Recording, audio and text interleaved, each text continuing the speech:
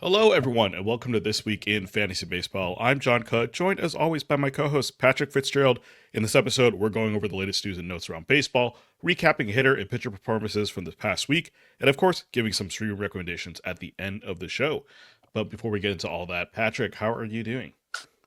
Hey John, I'm doing pretty well, other than being very frustrated by the quality of baseball the Orioles are playing, but not entirely surprised. I'm doing pretty well. My fantasy teams, I think it's been a pretty good last couple of weeks. Definitely some rough pitching outings earlier this week. Looking at Shota Imanaga, especially, giving back a lot of that good work he had done earlier this year. But that's the way it goes. Sometimes regression will come for everybody at some point. So yeah, overall, I think I'm doing pretty well and progressing through the season in a good way. How about you? I'm doing all right. My Twins somehow managed to get two series wins in a row. We beat, actually, no, sorry, we didn't get two in a row. We did lose the one over the weekend. But we had a 9-game homestand and we won two of those series. So There you go. they were against the Marlins and the Astros, though. So I don't think we're necessarily bragging anytime soon about that. But yeah, fantasy wise, the Cal Raleigh injury has really hit me really hard because Mm. I did not do a good job of diversifying my catchers. So, ironically enough, I had to pick up Salvi, who we'll talk about in a little bit later in the episode, to fill that gap because he has not been good and he was available on both those leagues that I had Cal in. Actually, maybe all three leagues that I had Cal in. I picked up Salvi. Um, but I did manage to have a 12-0 week in one of my leagues, which I was pretty happy about. Sometimes you just need to beat up on the bad teams in the league and really launch yourself up in the standings, and we took full advantage of that in that league. Yeah, you gotta beat whether it's a real life team or a fantasy team, gotta beat who they put in front of you, right? So yeah, maybe Salvi's turning a corner. I think he has a homer tonight and he had another good game within the last week we're gonna talk about. So yeah, that could end up looking like a nice ad.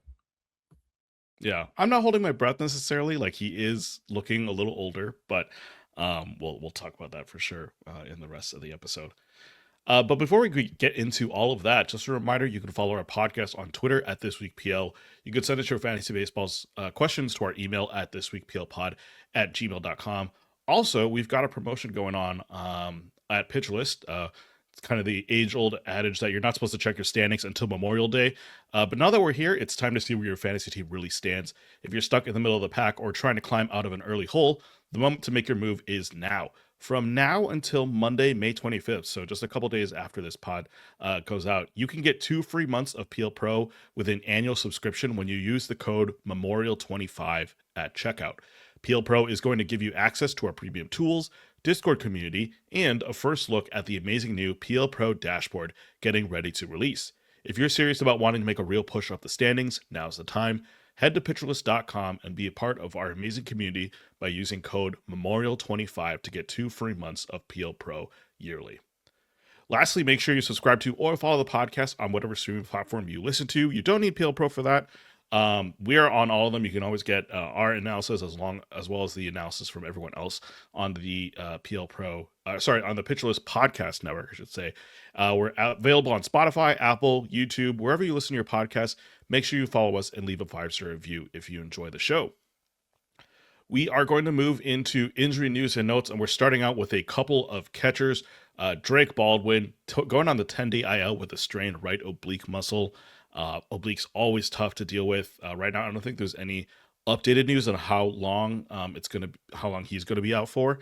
I did take a look at the catching situation in Atlanta, and it's not good. I believe Sandy Leon is currently the starting catcher there, although I think they did call up one of their rookies to also be a backup. So yeah, right now catcher is not a great position because I believe Sean Murphy also just either underwent surgery or is on the injured list as well. So really unfortunate for Atlanta that they don't have really any solid catchers there. But Ryan Jeffer is going on the 10-day IL with a hamate bone fracture. He's the fifth best catcher on the player radar this season. And so yeah, catcher's kind of in a rough spot right now. I know you mentioned, obviously, I think we were talking before the show, you had Jeffers on a couple teams. I had Cal Raleigh on a couple teams, as I mentioned. So catcher is looking a little thin right now, even in one catcher leagues. Yeah, it is. We talked before the season about how it felt pretty deep, but it's a position that'll beat your body up and guys will drop, Raleigh on the IL, like you said, and then you add Jefferson Baldwin to it this week. So Kirk on the IL too, so that's a lot of guys, kind of in the top, half of the position who are down. So yeah, it can be tough, especially in like a no trades league. You go out on the waiver wire and you take a look, and you really don't like what you see. I had Kirk and Real Muto in one of my OCs, and they both got hurt, or Real Muto's bad. So now I'm rocking with Carson Kelly and Dalton Rushing, who's not really playing anymore. So you kind of gotta just stick and move and hope you land on someone who ends up okay. Yeah, I think that happened to me in a couple leagues where I had Yiner Diaz. Yeah, And him so too. I had to bite the bullet and just go with Carson Kelly because he was the next best available catcher on the waiver wire, and he's been doing fine, but obviously it's not to the level of a top 10 catcher. So yeah, even in one catcher leagues right now, it's really hurting to find at least a quality guy who's not going to completely tank, your average or just actually give you some counting stats to play with. Yep, we haven't seen Kyle Till yet this year either, so a lot of injuries stacking up. Yeah. Lance McCullers Jr., he is going on the 15-day IL with right shoulder inflammation. He already wasn't having that great of a season. Did have some nice spot starts that we did mention on the pod a couple times, but overall, it has not been a great season for him. Jason Alexander was the emergency start, and it remains to be seen whether he's going to stick on the roster. Corey Seager going on the 10-day IL with lower back inflammation. No timetable for his return. He already wasn't also having a great season to start out this year. So it's kind of unfortunate that the bad news is piling on for Seager. Jose Altuve going on the 10-day IL with the left oblique strain. Indications are that he's going to be out for at least a month. And then Chris Bubic on the 15-day IL with left elbow soreness. The team is saying that this is very mild, but he did undergo an MRI, but those results have not been released yet. So not sure if there's any real structural issues. But the teams, I think, is just being very cautious with Bubic. He has a history of arm issues. He was doing pretty solid to go through the season, but yeah, this unfortunate little setback for him. Yeah, I'm always skeptical of mild elbow soreness. I feel like that's type of injury where it's impossible to miss, anything less than a few weeks. Like Ryan Helsley, they said his elbow soreness is mild or minor, and he's probably going to be out like at least a month, it seems like at this point. So yeah, I would take that one with a grain of salt for sure, unfortunately.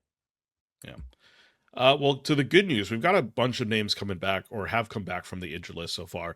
The biggest, of course, Gerrit Cole. He's going to be returning on Friday against the Rays. So when this comes out, that start will already have happened. He averaged 97 miles an hour, though, in his last rehab start through 86 pitches. So all indications are that he is going to be fully healthy. They're not going to have any sort of restriction on him. Cole likely is already on a roster, whether it's an IL stash or just even in a no IL league. He's probably worth, keeping on a roster. But assuming he is available on your waiver wire, would you be starting him against the Rays this Friday? I think so, just because we know how high the ceiling is. I know the Rays are a hot offense though, so maybe if you're like protecting ratios or something and you don't need to start, you could sit him. But otherwise, I think he'll be solid enough that he should be good to go.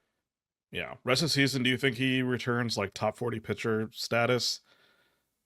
Yeah, I would feel pretty good about top 40. I wouldn't expect him to hit the ground running, maybe Koi as much as like Zach Wheeler has. He's been super sharp. I think Cole has a little bit more ratio risk maybe, but strikeout should be good and the win chances should be really good too. So yeah, I feel good about him as like a SP3 at the worst. Yeah. Matt Brash is back in the Seattle bullpen. Should be a good source of holes and the occasional save. Steven Matz is also back for the Rays. He went 4 innings, 3 hits, 1 run, 2 walks, and 5 strikeouts today. I know this was against your Orioles, but yeah, Matz had a couple good starts before he got pushed on the IL. To you, is he just kind of more of a premium streamer, or is this a guy that you maybe something has worked for him this season that makes him worth putting on a roster? Yeah, I think he's transitioning back to starting pretty successfully, but still, I think the strikeouts have generally been pretty low, so that keeps him more in the streamer range for me. I'm just hoping that he does get more stretched out because this was just his first start off the IL, so hopefully he will. They use like a piggyback type thing in this one, but I don't know if that'll be the norm moving forward. Yeah. Jackson Holiday also finally back after a couple setbacks in his rehab assignment. It's kind of weird though. He's only started in one game so far out of the three. He's been basically held out against lefties. Do you think that's just going to be a thing that the Orioles do with Holiday for the rest of the season, or is it more easing him back onto the roster? Yeah, I think it's a little bit of easing him back. His like most recent rehab stint was pretty short, so maybe they just don't want him playing a ton of back to back. So yeah, I don't think he'll sit against all lefties, but maybe like at least half, unless he really starts hitting well. Yeah. And then finally, Ronald Acuna Jr. He is back after missing Monday's game. He's batted leadoff the last 2 games, and Jeremy Pena has batted leadoff in all 3 games since his return. So both those guys hitting the ground running in terms of returning from their injured list stints. Other injury news: Troy Melton and Jared Jones, both of them had either their last or second to last rehab start. We talked about Jones last week as a guy who, when he's back, probably should be a must add onto most fantasy teams. But Troy Melton's kind of an interesting name because I mean the Detroit rotation is up in the air. Obviously, they're dealing with injuries. Assuming he is in the rotation, do you feel like he's a guy that you'd be picking up in 12 teamers? Yeah, I think so. I actually just added him to an IL slot in a 12 teamer today. It is a league where starting pitching is very valuable, so that was part of the equation. But yeah, I think he'll be good. He's looking pretty sharp in his rehab. I would maybe say he doesn't have quite the same upside as Jared Jones, but I do think he's close to a must roster in that format. I think he'll just be a nice back end arm, and obviously he's got a great shot with the Tigers and all the injuries they have going on. For sure. His teammate Gleyber Torres, he's dealing with a minor setback. He's not ready to begin his rehab assignment, although he wasn't necessarily having a great season as a second baseman. It's kind of unfortunate. In terms of some other news, Dylan Cruz, he is back in the majors, has played in 2 games so far. Nothing really to talk about with him. I mean, he's had an okay minor league stint to start of the season. I believe 6 homers, 5 steals, or something in that range. Has played in 2 games so far for the Nats. Yostinson Garcia, he's also he was called up by the Pirates. Has played in 2 games so far. So indications are that the Pirates are going to play him and not just call him up just to be a backup. And then finally, Royce Lewis was optioned to AAA. So in case you were holding out hope that he was going to do something for you in the third base or corner infielder spot, yeah, that's not happening anytime soon. So yeah, but any thoughts on the 2 young guys coming up, Cruz and Garcia? Are these guys that you'd be targeting in deep leagues, or is it better to just leave them on the wire? Yeah, I think Cruz, his real life hitter value is definitely lower than his fantasy value. He's got, like a nice power speed blend, mostly speed forward, I would say. So yeah, I think if he's going to get that everyday role and hit in the heart of a seemingly decent lineup, I'd go for him. Garcia, not quite as in support of, I would say. I think that like Jake Mangum might eat into his playing time a little bit. So I would wait to add him until, maybe see like some performance or really consistent playing time. Yeah, I think Cruz for sure has a better shot towards playing time. When you just look at the roster and how they're choosing to use their outfielders, James Wood has been generally has switched between DH and outfield. Dalen Lyle has been playing in the outfield every single day. Jacob Young has been in the outfield every single day. So Cruz is kind of just filling in on, I guess, like when any one of those guys is taking a DH day, and then he just kind of takes over that spot. That seems to be the way that they're going to use him. But yeah, it's kind of interesting that they have basically like 4 legitimate outfielders, and they bothered to call up Cruz because it didn't seem like there was any specific reason for them to call him up other than like, hey, he's having an okay season in the minors. Let's bring him up to see what he can do on the major league team. Yeah, they sent down Brady House, who's like the everyday third baseman. It's kind of weird Yeah. that he just went from being the regular to demoted, but I guess some of the guys who are DHing are now playing third base, so maybe that opens up DH more for one of the outfielders, and then all those guys you mentioned can get close to everyday run. But kind of remains to be seen. We've only seen a couple games so far with this new personnel that they have. Yeah. Jose Tena, I guess, or Tena is the guy who was DHing a bunch but has played third base. Curtis Mead, occasional plays third base there, but yeah, kind of weird for Brady House. I mean, he admittedly wasn't having like a stellar season, but he was their everyday third baseman. And I was personally hoping he was going to get a little bit more run because I have him on a couple fantasy like dynasty teams. So unfortunate that he is not going to get that for now. All right, well, that wraps it up for injury news and notes. Moving on to player performances, starting on Friday the 15th. Who do we got as our starter? Yes, so Chicken Schwarba was Ryan Clark's hitter recap for Kyle Schwarber, who continues to mash, dealing with a little bit of an illness right now, but still having a great season. I'm going to be talking about someone who has struggled a little bit, though. That's Jacob Marsee, a Miami outfielder. Good game for him in this day, though, 3 for 4 with a combo meal, solo homer, that one was.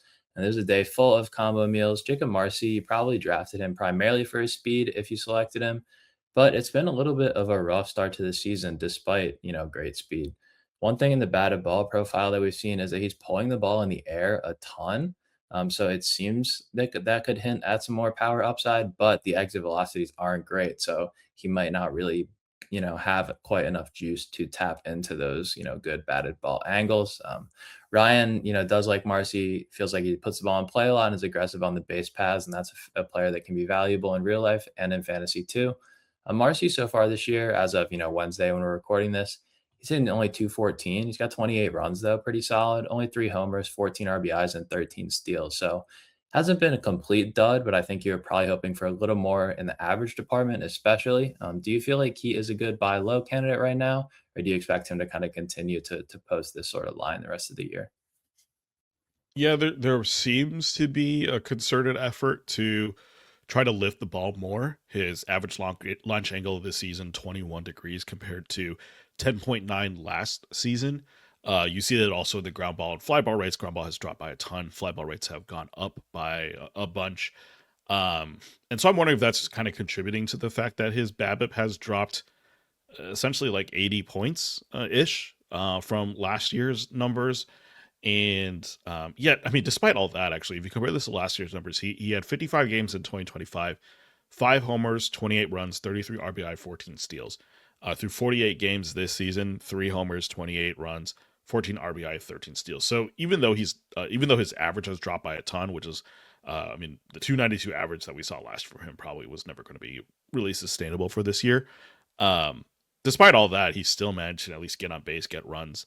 A little bit lacking in the RBI department, but that's not necessarily under his control completely.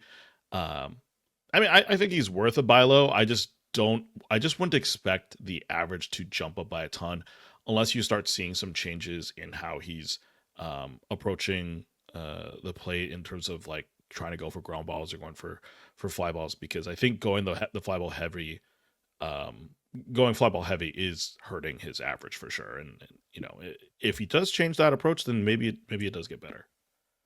Yeah, I think it's definitely hurting his average, and it's kind of puzzling to me. Like he's not a guy who has good power grades in his scouting or excellent batted ball stuff. So I'm not sure why he's trying to lift so much. But yeah, I do have concerns about the batting average. I thought last year, obviously, he was great in his partial season, but I feel like people were weighing it too heavily and not considering his minor league track record, where he had a really poor batting average but a good on base, and that's kind of what I expected, and that's what we're seeing. So yeah, this start from Marsee hasn't been surprising to me, but I wasn't really in on him at the price.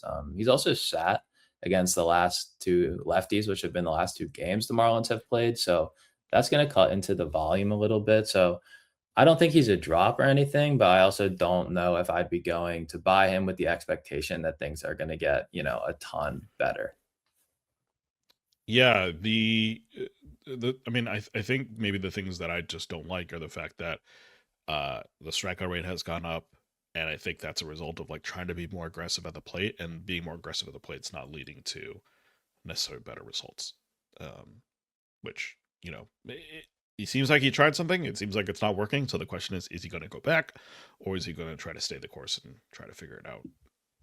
Yeah, and I've also felt like last year he was just absolutely locked in, like from a plate discipline perspective. Like his aggression in the zone, I think, was around average, and his chase rate was like borderline elite, like Juan Soto type levels. And obviously, someone has to be one of the most disciplined hitters in the game, but it's just hard for me to believe a prospect who comes up, is immediately going to be that kind of guy. So, yeah, this year his plate discipline is still decent. It's just not like elite, elite. So I think that he's regressing a little bit because of that too, that combined with the batted ball changes. So going to the pitching side on the 15th, an Eric Gettysburg address for Spencer Eric Getty was Nick's SP roundup, but I'm going to be talking about another West Division guy who had a strong outing. That is Randy Vasquez for the Padres. He was at the Mariners in this one, so a good venue. Got the win with 6 shutout innings, 4 hits, no walks, only 3 strikeouts, 8 whiffs.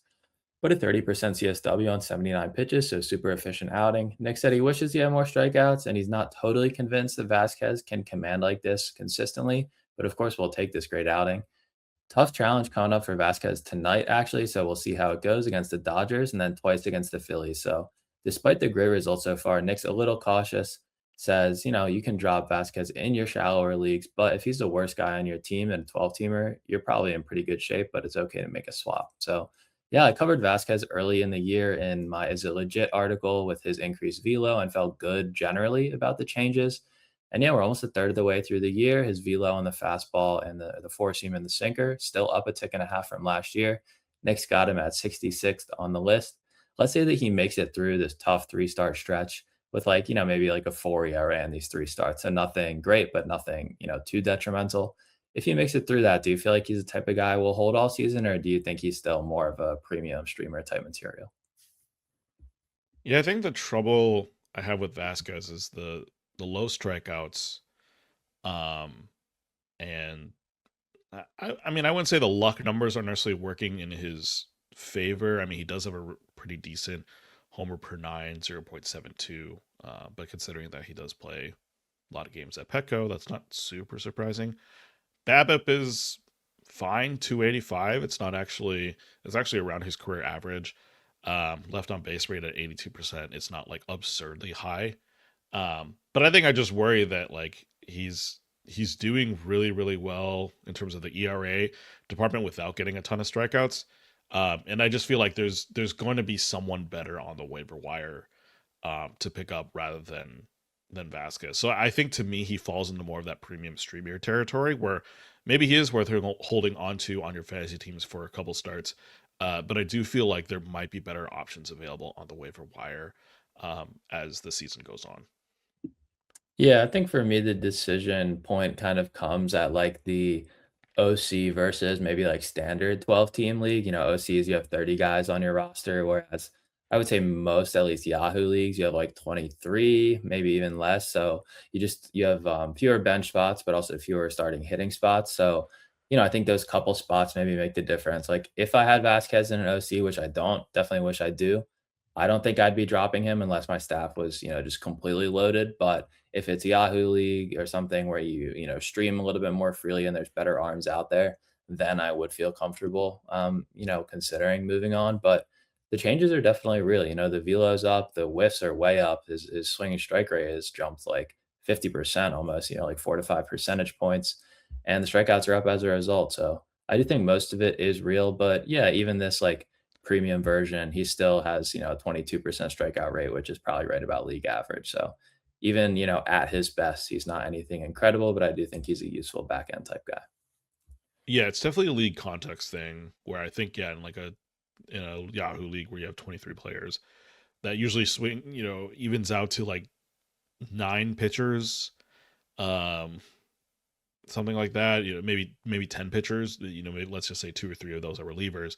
That gives you 6 to 7 guys that are starters. And so Randy is probably like kind of Nick is making the example. He might be the worst starting pitcher on your 12-teamer.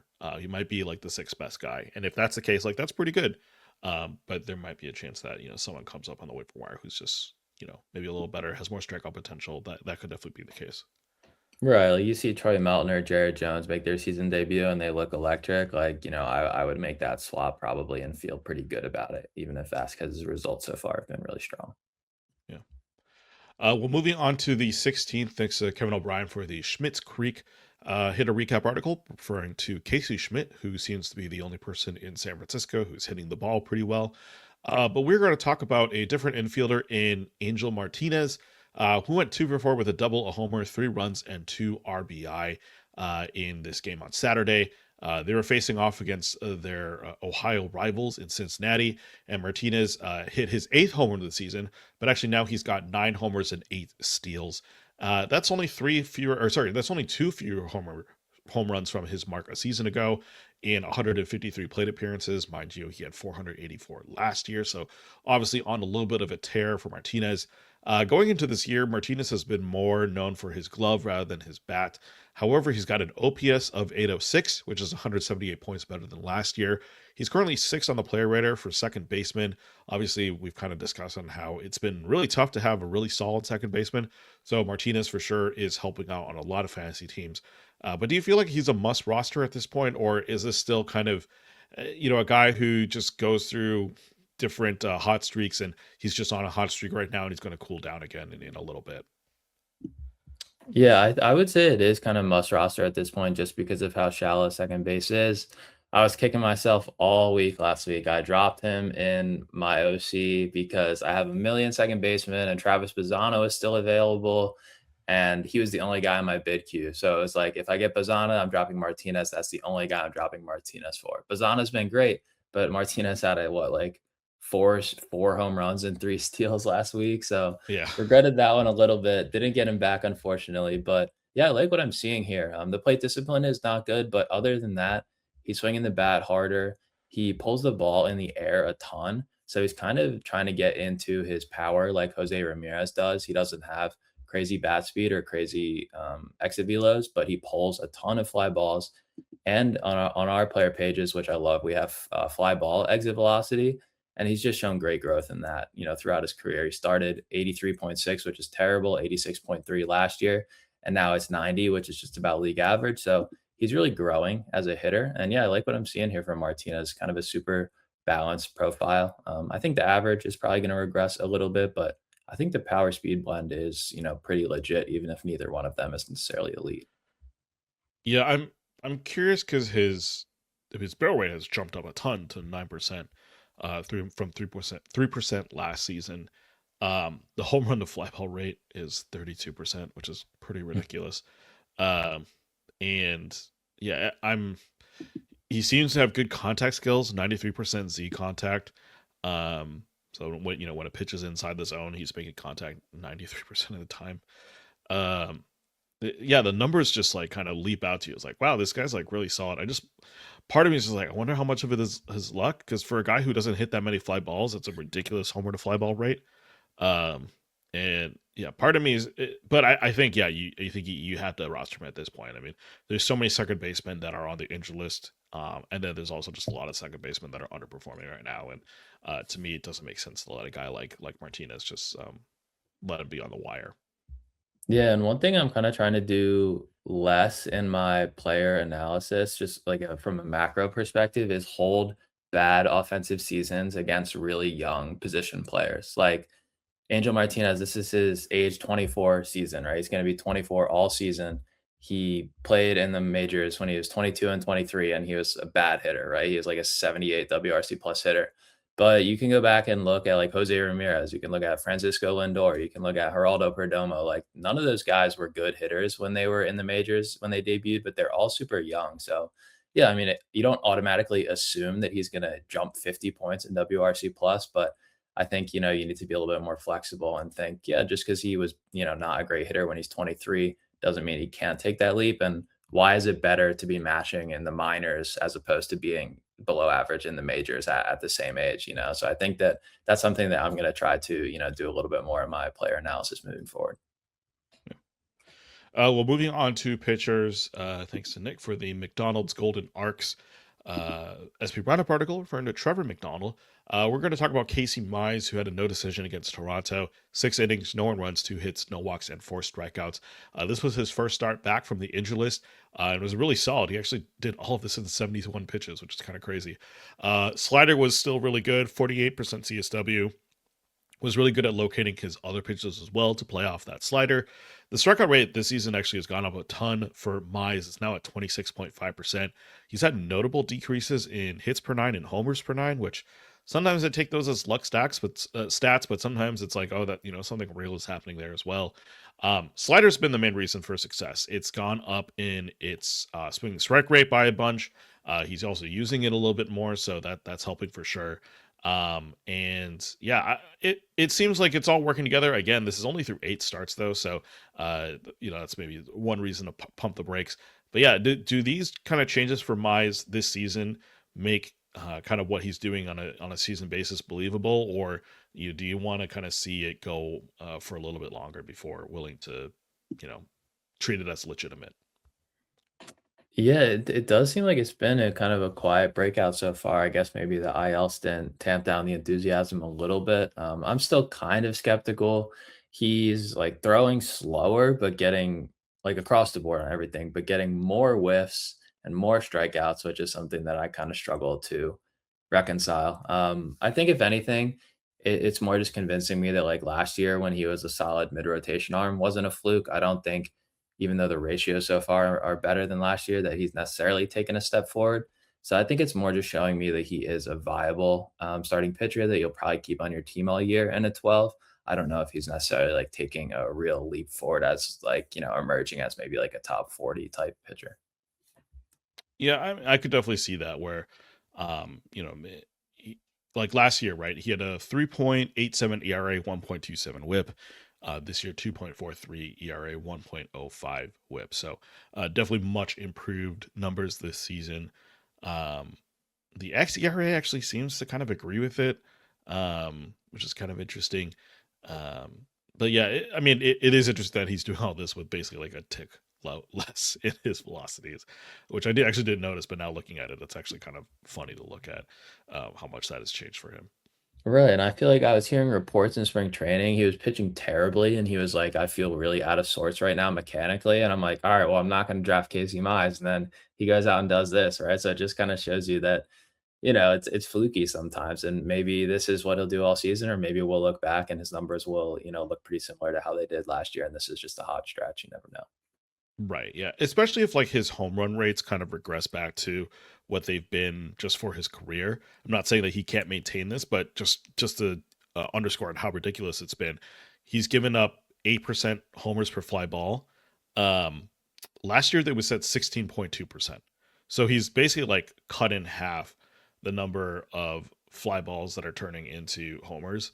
And to me, that I don't know if that's really a skills thing that he can necessarily replicate. That feels like it's a little bit more of a that's just kind of the pitcher you are in some respects. But we are seeing some improvement there, and I don't know how much to take stock into that.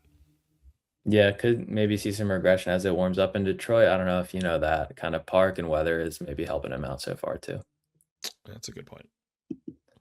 So going to the 17th, Fresh Sheets was Kyle Stanzel's hitter recap for Gavin Sheets, who had a two-homer day on Sunday Night Baseball.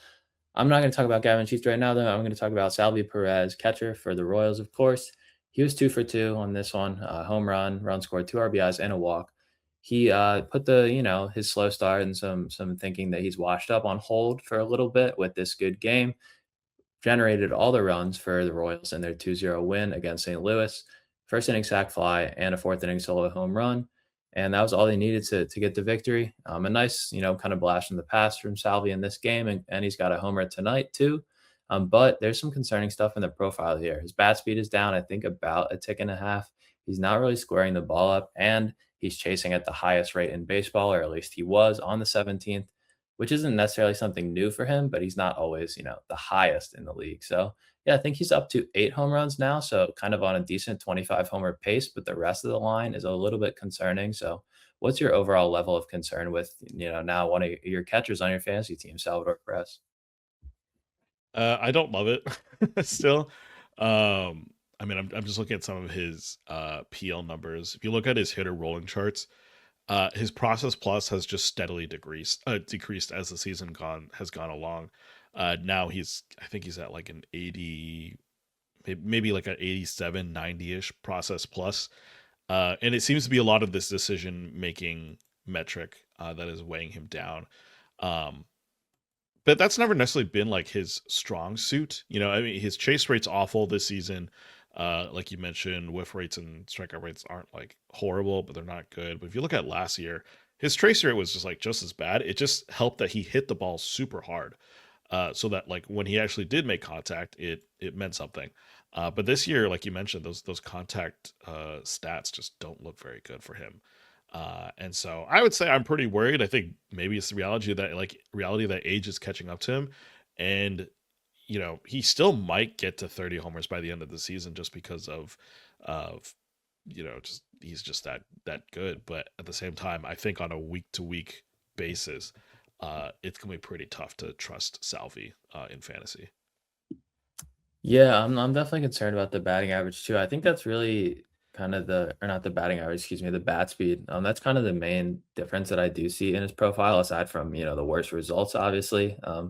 And the pull air rate is down too, so maybe he's not quite taking advantage of his fly balls. So yeah, I share some concern. I think like he's still good enough to probably roster if you're in need of kind of a back end first catcher in most leagues, but yeah, I mean, this is a guy who's been in the league for 15 years and he's caught, the majority of his games. And yeah, I think things do seem to be taking a toll on him a little bit. At least they do have Carter Jensen now to kind of get him off his feet. He's kind of splitting his games at this point between catcher and DH. Yeah, it's kind of interesting with how the Royals used to have like a glut of catchers, but now like Salvi like has to play catcher a decent amount instead of being able to also be spelled at first base because they also have a bunch of first basemen now.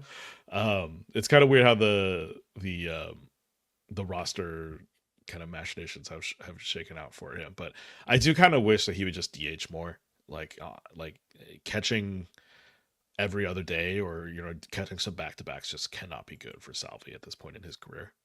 Yeah, I wouldn't be surprised if it's like a pride thing for him too, just being a veteran and how long he's been in the league and, just really wanted to be back there. So I wonder how much of it is his, desire and how much of it is the team's desire. Yeah. So going to the pitching side, are you Roki? Are you Roki adding was Nick's SP roundup, a little Michael Jackson smooth criminal reference there, and we are going to talk about Roki.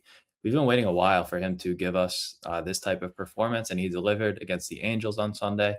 7 innings, 1 earned, 4 hits, no walks, and 8 strikeouts, 18 whiffs, 34% CSW, and got the win on 91 pitches. And yeah, he has a strong 14% swing strike rate, so we were kind of waiting for the strikeouts to come, and they finally did in this one. But given all the struggles we've seen, we do have to wonder if this is sustainable. Generally, Sasaki's stuff is the same, but his slider had really good feel in this one. 7 whiffs on 25 thrown and a 44% CSW, spotted really well down and away to righties. There is this thing going on right now with his like splitter. It's being classified, I think, on Statcast as a forkball and a splitter, but the pitches seem pretty similar. So I don't know how much to buy into that. But he also commanded his fastball really well in this game, got a couple of extra inches of run on the pitch and filled up the zone with it.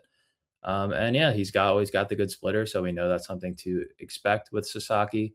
But Nick feels like the stuff is still questionable, and one game against a whiff prone, not great offense has him still not totally willing to buy in. But we do know the upside here, and obviously the great team context. So, are you taking a flyer on Roki after a good start, or is this more of a blame it on the Angels type situation?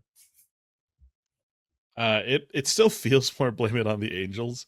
If you look at his game card, his locations versus lefties was a D plus, and mainly it's because it's a D plus because he just kind of filled up the middle of the zone with a bunch of pitches that I guess the Angels couldn't take advantage of. Um, and yeah, I mean, it honestly feels more lucky. And I think when it comes to a pitcher like Roki, where we've seen basically from start to start that like it just has not been good. I think I need more than one start from him to be like, yes, this is a guy that I'm gonna pick up, or at least start in my fantasy leagues. But maybe this is a sign of real change. I mean, I know you mentioned um, the slider looking pretty decent. I know Jay Crumpler, who writes for Pitch List, he kind of does an analysis of Pitch List game cards on Twitter, and he kind of mentioned how he really likes Roki's pitch shapes, but kind of the problem is just the fastball, and I am curious how that is going to change for him.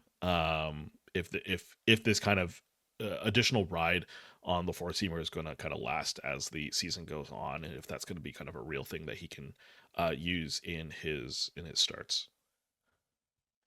Yeah, I do think it's obviously great to know that he's capable of this type of outing. I think that, with his slightly increased velocity and, a year of the majors under his belt, I think he is growing a little bit, but last year he was, the 4.46 ERA wasn't that bad, but everything under the hood was terrible. So he's taken a step forward, right? But he's still kind of below average in my eyes. It's a narrow arsenal. He doesn't have very good control, and it is a pretty hittable fastball. So for me, those kind of factors just make me question how high the ceiling really is. So I do feel like people are still going to value him more than I would. There might be some times where I'd use him, but I think, the Roki owners out there are kind of looking for someone to be an every start type of guy, and I just don't think that he's quite there, unfortunately. Yeah, I think I mentioned this last week how I'm very annoyed that he keeps getting starts because it's losing his minors eligibility for Dynasty. And this past week, I finally had to move him up to the Major League roster because he exhausted all of it.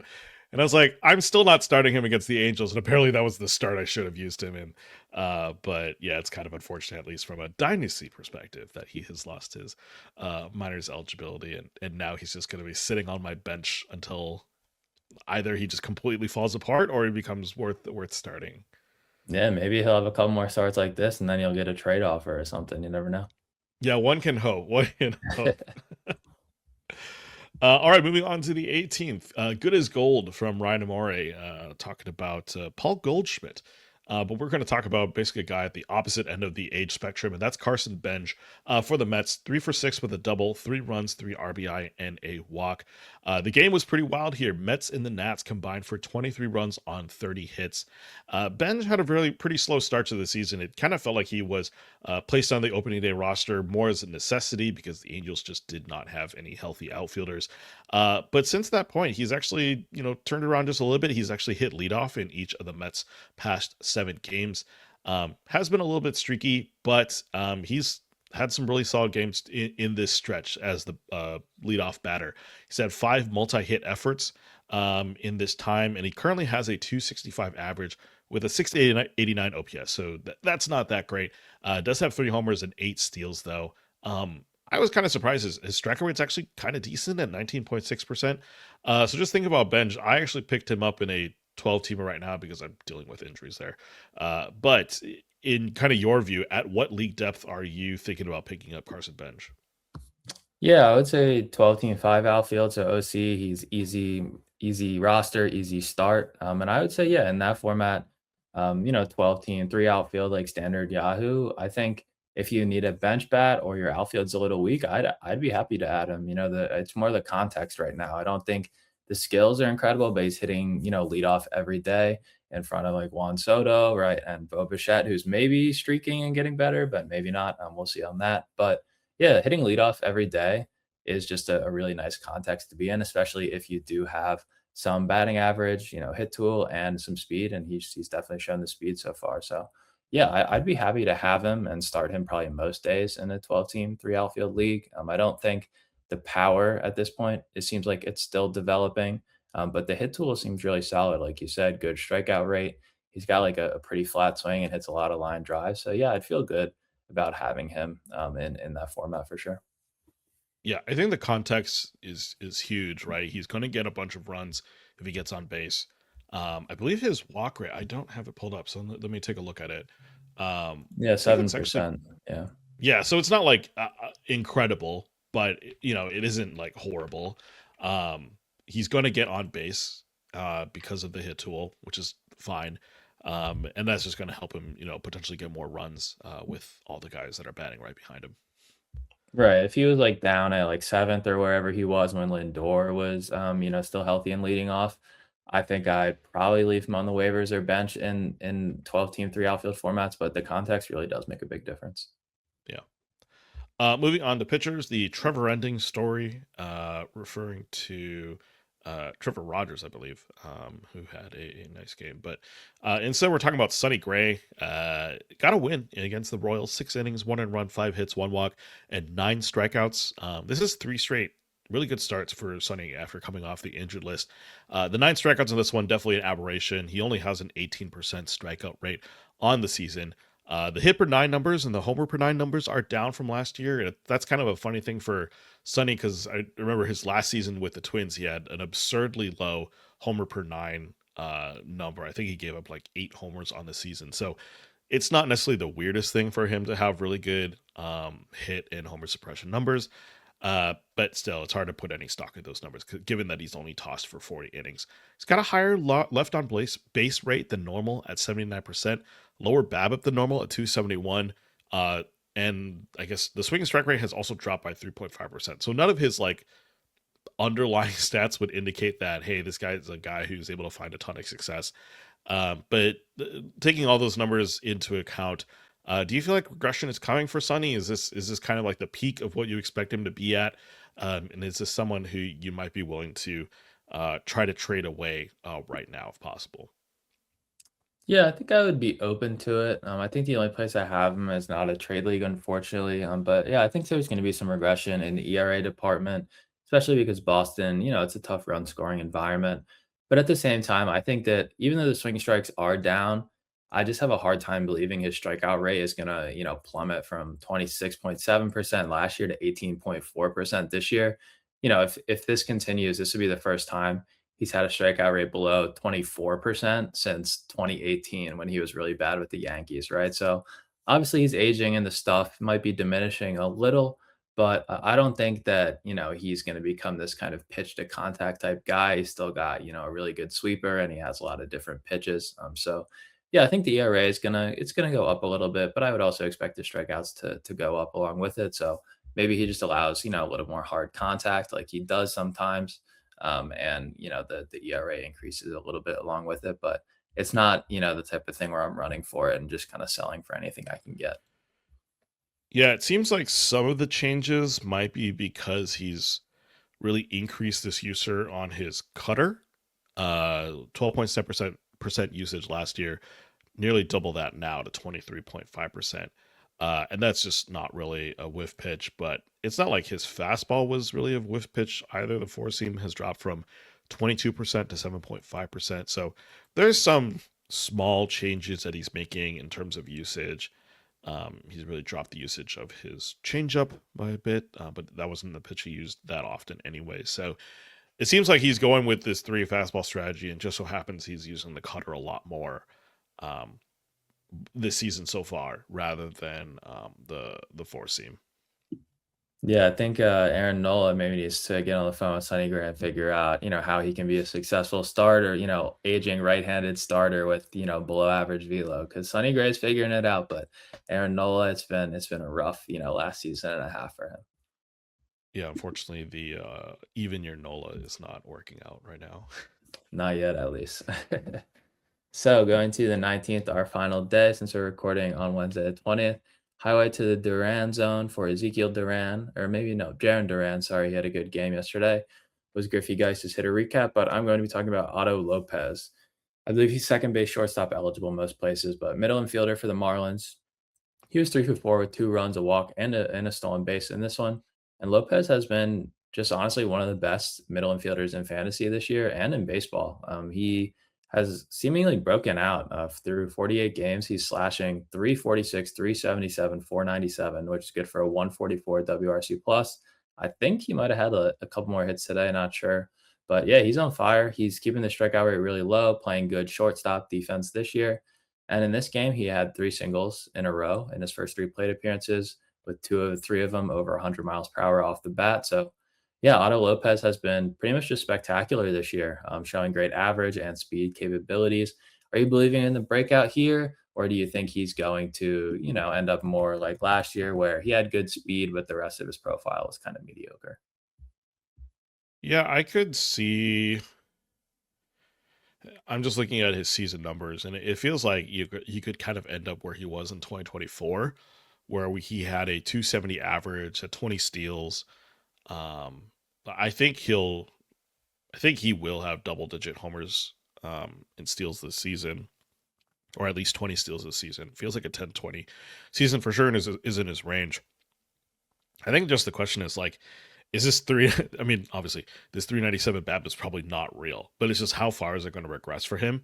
Is it just going to like dip by a little bit, or is it going to kind of fall all the way back to kind of what his career average is, which is 309? So, um, yeah, I don't know. I feel like he hasn't necessarily made a ton of gains in terms of EVs or stuff like that. I don't have his swing speed up numbers up, but um I don't know. You look at his numbers; it seems to be pretty normal across the board when you compare it to last year. I think the things that just jump out to me are BABIP, um, and obviously as a result, the average as well. Yeah, I think the batting average regression is going to come pretty soon, and it might be a little bit ugly. But he hits a decent amount of line drives and ground balls, so I think that his average floor is solid. He's just running super hot right now. He is hitting the ball a little bit harder year over year. Like his average EV is up 2 miles per hour, and his I think barrel rate, hard hit, they both be career highs. So he's doing a little bit more damage to try to replicate that 15 homers from last year. So yeah, overall, I would say that I do like what I see, but I think it is mostly a batting average driven profile. I'm not sure he's going to stay on this like 100-run pace that he's going with right now. So yeah, I think that he is a regression candidate, even if the floor is decent. But unfortunately, it looks like moving forward, he might only be shortstop eligible because he's kind of moved to shortstop full time over Xavier Edwards. So, shortstop's a lot deeper than second base. So it'd be a bummer to lose, him at a weak position, but we'll see how it ends up shaking out. Yeah, his barrel rate's kind of gone up by 1.5%. Bat speed's gone up by like basically negligible, like zero point 0.3 miles an hour. So Mhm. it is kind of interesting that he's doing a lot. He's making a lot of these changes, basically not through like swing speed or hard hit rates.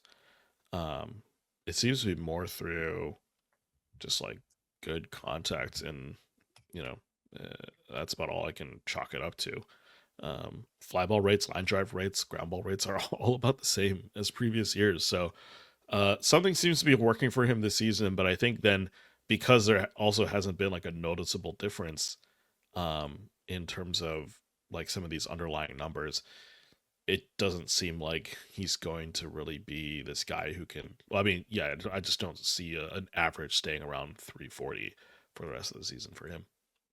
Yeah, the Marlins have really kind of gotten the most out of their, like hit tool first slap hitter types between him and Xavier Edwards. They've both kind of been breaking out, so it'll be interesting to see if they're able to keep it up, over the whole season. Hmm.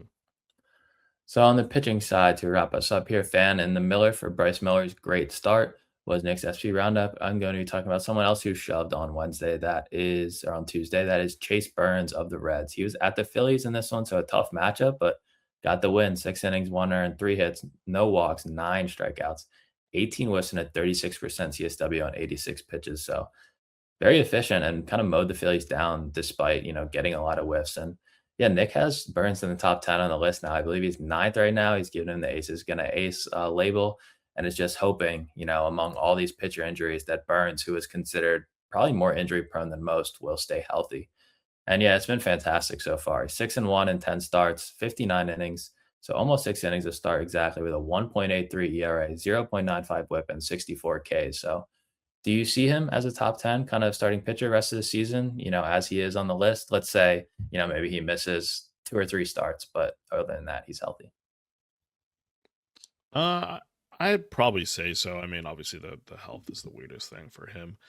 Um, uh, some interesting things that make him work, despite the fact that he pitches in Cincinnati. He's got an insane left on base rate at 95%. That's basically top in the league. Um, but then he doesn't give up a lot of fly balls, a lot of ground ball. He gives up a lot of ground balls, and then has like a pretty decent um, put away rate at 25%. Basically, is like how often does a two strike pitch and then a strikeout. So basically, 1 out of 4 situations where he's in two strike counts, he's ending up with a strikeout. So um, that makes some of these numbers pretty believable to me. He's not just like inducing a bunch of ground balls that like conveniently end up as outs. Like obviously the hit suppression is really low. Hits per nine has dropped to 5.8 this season. Um, but he again, we only have like 2 seasons of data on Burns, and that has added up to a total of 102 innings in the majors. So it's really hard to like compare his numbers this year to career numbers. But I mean, it seems believable. I think health is just the one thing I would worry about him, and but other than that, it seems like he's pitching really really well.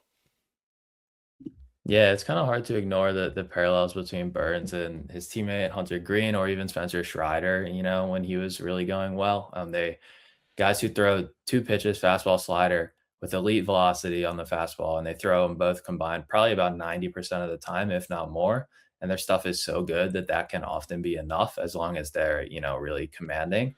And yeah, I think Burns is just he's in a great run right now. I think maybe that he would probably be, like, slightly outside of my top 10 if I was ranking rest of season, but there's also so many guys injured right now that, maybe he slid in because of that. So yeah, I think that obviously, besides the left on base rate, most of what he's doing here is believable. He does get a lot of whiffs to back up his solid but not amazing strikeout rate. So, 20% K minus walk, that's borderline elite right there. It is funny to me that he gets so many ground balls because I feel like he has a really hoppy fastball, and usually guys like Joe Ryan, right, like they're under that. So I wonder maybe it's the slider who's generating a lot of ground balls, which is it's just a little surprising, but even with that, slight oddity, I think that, yeah, I have very, very little concerns about Burns for the rest of the season. And, throughout his career, just got to hope that he stays a little healthier than, Hunter Green has so far. Yeah, he's got a 60% ground ball rate on the slider itself, Mm. which, yeah, maybe that has something to do with it. Obviously, he locates it really, really well, um, glove side and Yeah, wow, it's very consistent. Just looking at like yeah, his spray chart type thing. yeah, it's pretty decent. So I mean, it's cool to see all this coming from a 23-year-old for sure. Um, I just part of me just thinks that left on base rate is just too high. Um, and I mean, obviously, with these types of ratios, like there's just going to be regression, right? It's probably only it's not going to get better. It's basically the way I'm thinking about Yeah. it. Those numbers aren't going to get better as the season goes on. It's just like how much worse can they get? Um, and yeah, part of me thinks that it's not going to get that much worse.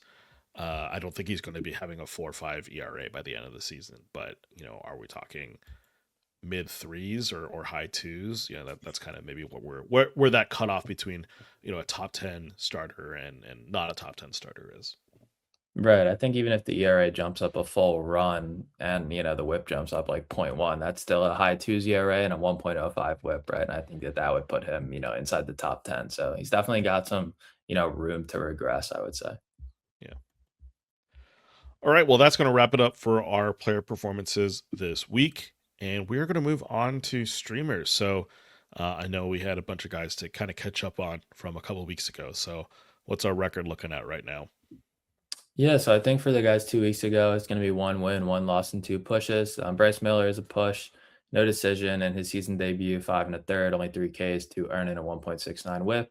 Connor Prelip is the win, even though I think his matchup got changed because he got pushed back, but he got the quality start, 6 innings, 8 Ks, only 1 earned, and a .83 whip. J.R. Ritchie was also a push, 4 1/3, 4 Ks, only 1 earned, and a 1.15 whip, so good ratios. And then Christian Scott, I would say, lost 4 2/3, 5 Ks, 2 earned, and a 1.93 whip. So season record there goes to 8 wins, 7 losses, and 5 pushes. Will grade last week's guys in the future. So far, it's 4 2-step guys, 2 good starts and 2 bad starts. J.R. Ritchie unfortunately got sent down, so that one will be a loss, and he lost his second start. But yeah, streaming I think is still a little tough right now with the pitching injury. So I only have 3 guys this week, but I feel pretty solid about them, and they all have 2 starts, hopefully. First one's Griffin Jacks of the Rays, now a starter, 29% Yahoo, 28% CBS. Saw him do great against the O's yesterday. His stuff looked really good in 5 innings, and he's going to get the O's again. It's either going to be one start at the Orioles only, or it's going to be at the Orioles and home against the Angels, who we know swing and miss a ton. Better wind play than quality starts. He's still getting stretched out, and he's coming from being a reliever, so I don't know if they're ever going to fully let him go. Another guy who reliever to starter this year, Ben Brown, 36% Yahoo, 57% CBS of the Cubs. He's looking at a likely road 2-step at Pittsburgh and St. Louis. So 2 offenses that have been decent this year. So I wouldn't say they're complete doormats like maybe we expected, but I wouldn't be too scared of them. Also, better wins play. And then lastly is Sean Burke of the White Sox, 19% Yahoo, 34% CBS. He should get 2 home starts against the Twins and the Tigers. So 2, I would say, probably slightly below average offenses. And he has a better quality start chance than the other 2 guys, but I would say still more of a better wins guy just because he does have a little bit of a short leash sometimes. Yeah. The Griffin Jacks experiment is just very interesting to me. So I'm curious how that's going to work out. But it also does help when you play for basically the best team in the American League that you're going to probably get some wins if as long as you go 5 innings. Yes, only Uh, the yeah. only the Rays would take a guy who's been a terrible reliever for the first month of the season and then turn him into a good starter. It's just, Yeah. they have that knack, man. They just, they struggled last year, but other than that, they're just always good. Yeah, I was talking with some friends last week. It's like it's truly incredible how Griffin Jacks and Ian Seymour have just swapped spots this season. I know, and Seymour, like, you wouldn't think his stuff would play well as a reliever, but aside from that opening day nightmare, he's actually been really good. I think he got the save today against the Orioles. They put him in there for the ninth, so he's kind of a little bit of a Swiss Army knife for them right now. Yeah. Also, just classic that the Rays bullpen just still makes no sense whatsoever. 2 months into the season, we still don't really have an idea of who the true closer is. I mean, it switches from like day to day, but I don't know. I've got Brian Baker on a team right now, and that seems to be working okay. Yeah, he's looking nasty. Yeah. All right, well, that's going to wrap it up for this episode in This Week in Fantasy Baseball. You can find us on This Week PL on Twitter. Send us your comments and questions at thisweekplpod@gmail.com. Lastly, you can find myself on Twitter at the John Co. You can find Patrick at pfitzgerald_99. If you haven't done so already, please subscribe to Pitch List podcast feed on Apple, Spotify, YouTube, wherever you listen to your podcast. Leave us a 5-star review and a comment if you enjoy the show. Lastly, sign up for Pitchless Pro. As we mentioned, we do have a promo going on the site right now. If you use the code Memorial25, you will get 2 months, I believe. Yeah, 2 months free off your PL Pro yearly subscription. So definitely check that out. And you can join us then in the Pitchless Discord, get advice from all the fantasy experts and writers over there. That's all for this week. We'll be back next week with another episode of This Week in Fantasy Baseball. For Patrick, I'm John. We'll see you in the next one. Later, everyone.